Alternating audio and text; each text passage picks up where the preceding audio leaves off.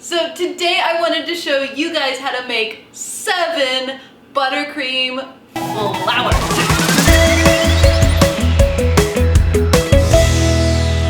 Hi, welcome to Cake Mom. I'm Abby, and on this channel I share with you guys some of my favorite tips and techniques as well as recipes to help you with your home baking projects. If you're new or haven't already, go ahead and subscribe to this channel and hit the notifications bell so that you can see when I post my next video. So I wanted to share with you guys something that is very springtime and will make all of your cakes absolutely gorgeous. And I have had a lot of requests to show you how I make buttercream flowers. So that's what I'm gonna do.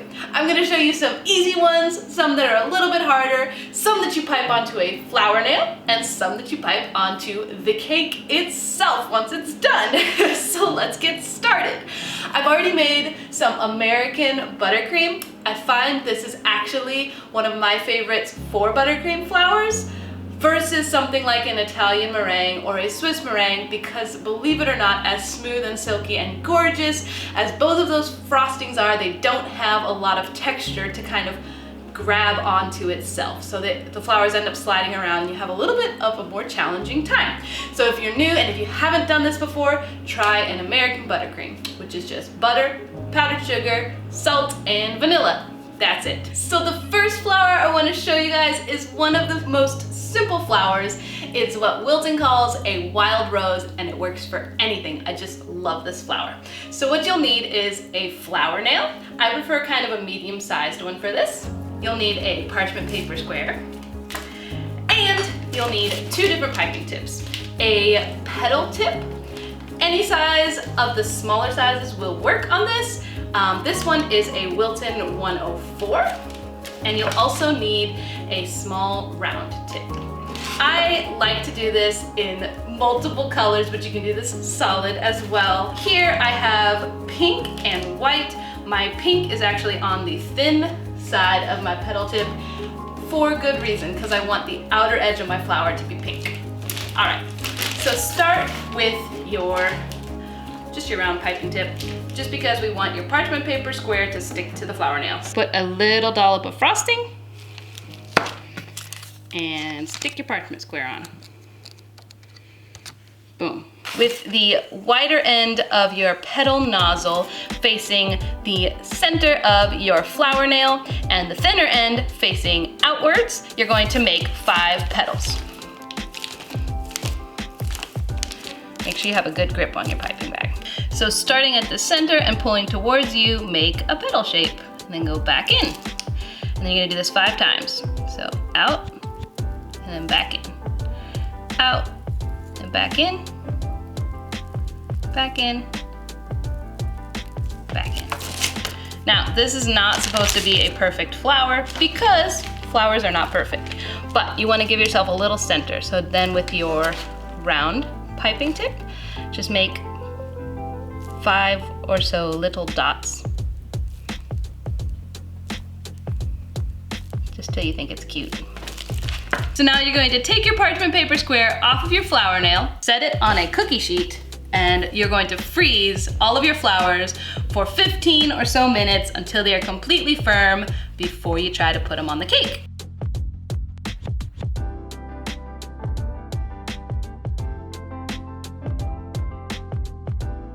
So if you flip it around with the pink on the wide end and the white on the thin end, you'll end up with something that looks more like a cherry blossom, actually, as you can see here. Okay, so this is another flower that uses the same petal tip you just used. This is a carnation. And just like with the other one, you need to attach a parchment paper square. So you're going to imagine, once again, that you have 5 petals to start with, but you're gonna give like a little wave. So starting with the wider end in the center of your piping nail, make a petal, but kind of ruffle it as you come out, and then go back in. And ruffle it, go back in.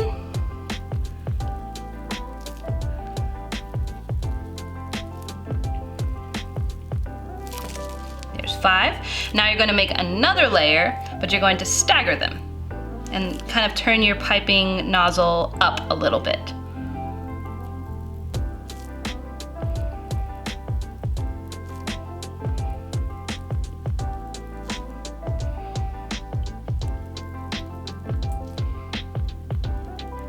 So for the top, you're just gonna do a couple little, like 2 or 3 little loop-de-doops.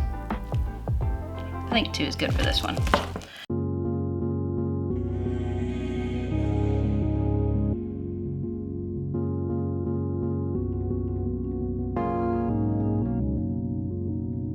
Okay, flower number 3 is a tulip, which are gorgeous and I'm excited. So what you're going to need is a large curved petal tip.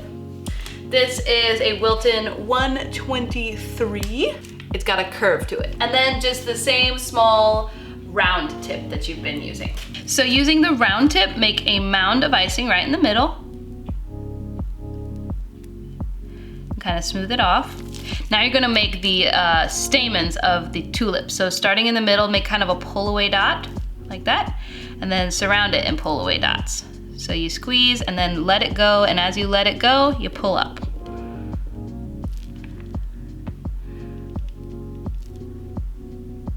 There you go.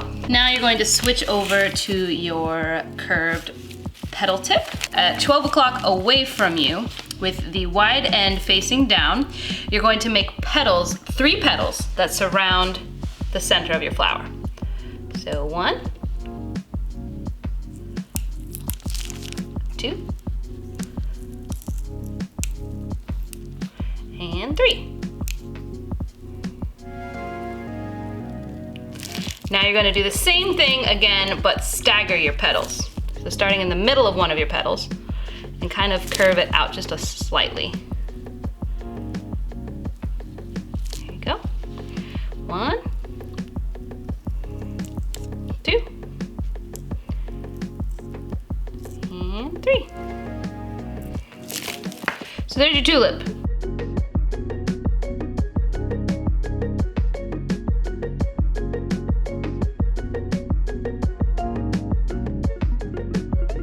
Okay, so flower number 4.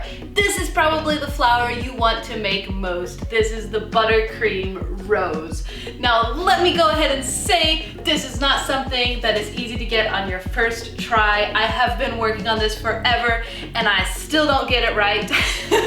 So give yourself a break and make sure you have enough frosting to make at least 2 or 3 practice roses before you make roses to go on your cake, because it is a little bit challenging. So just like with your other flowers, parchment paper square, and I have a round tip, a little bit larger than the other one. And then this one is a large petal tip. You can also do this with a smaller petal tip and make a smaller rose. I'll show you that in a minute. Start with the center of your flower and make a pretty big mound of icing. The higher this is, the more 3D your rose will be.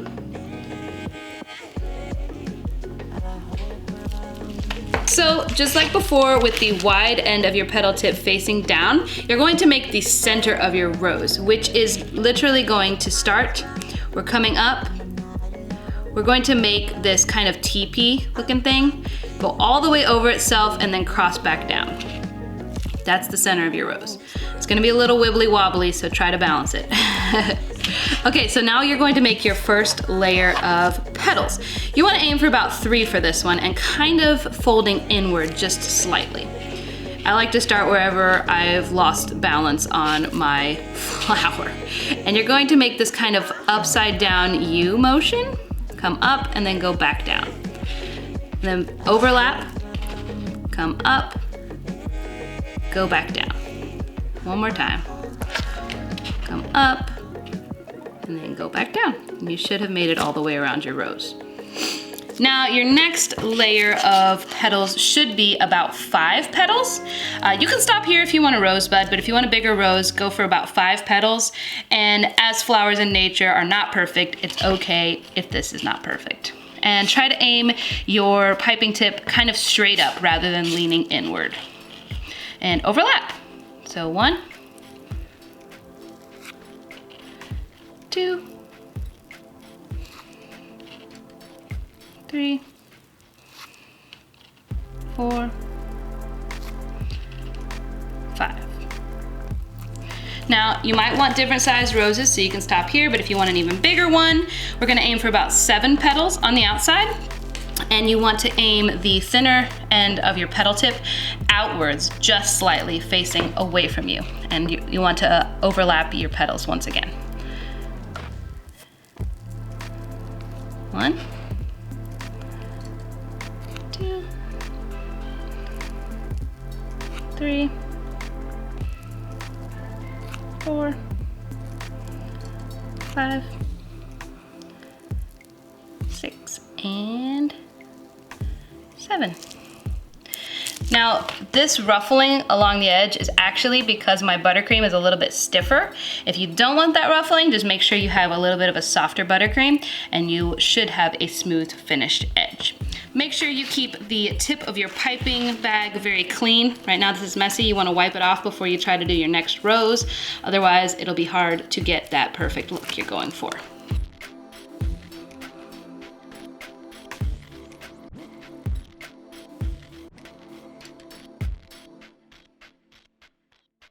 Okay, so flower number 5. This is the easiest flower that there ever will be. This is just a rosebud, and the way you're going to do it is you're going to pipe this straight onto whatever cake or cupcake you're gonna do. You're gonna have a star tip on your piping bag, either a closed star or an open star, either one will work. And what you're going to do is starting in the middle and working your way out, you're going to make a little spiral and loop it around.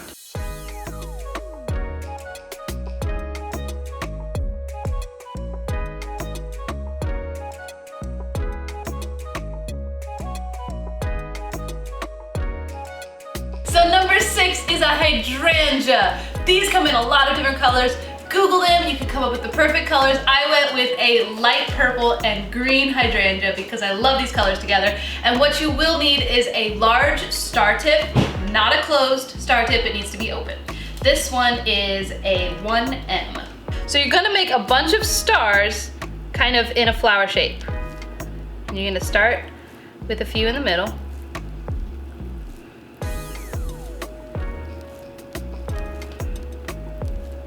Keep going around.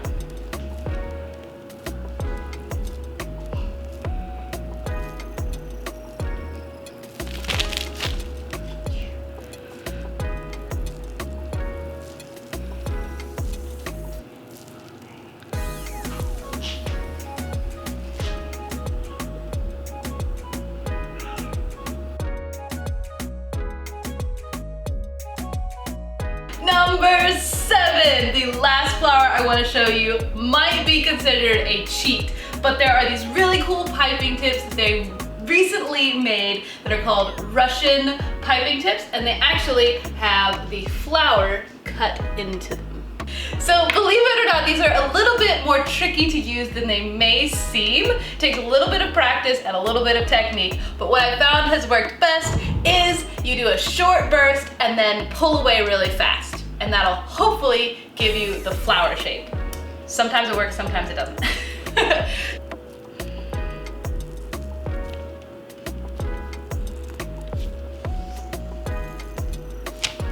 So now that the flowers are completely frozen, I can add them to my cake. I'm just gonna put these flowers all over this cake. It's gonna be beautiful. Since I'm doing a giant flower piece, go ahead and start with your big flowers first so you can fill in with all the little ones. That's my little tip for today.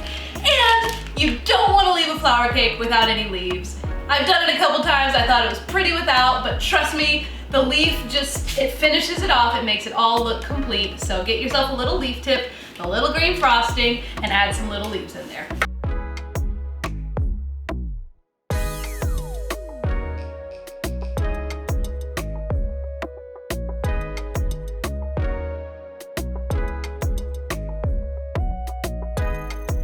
I hope you have enjoyed these 7 easy buttercream flowers. If you did, you might also really enjoy this succulent cake I made right here. You can go check it out. If you make these for yourself, let me know in the comments below. Let me know how they turned out. And if you haven't already, go ahead and subscribe to this channel and hit the notifications bell so that you can see when I post my next video. Have a great day.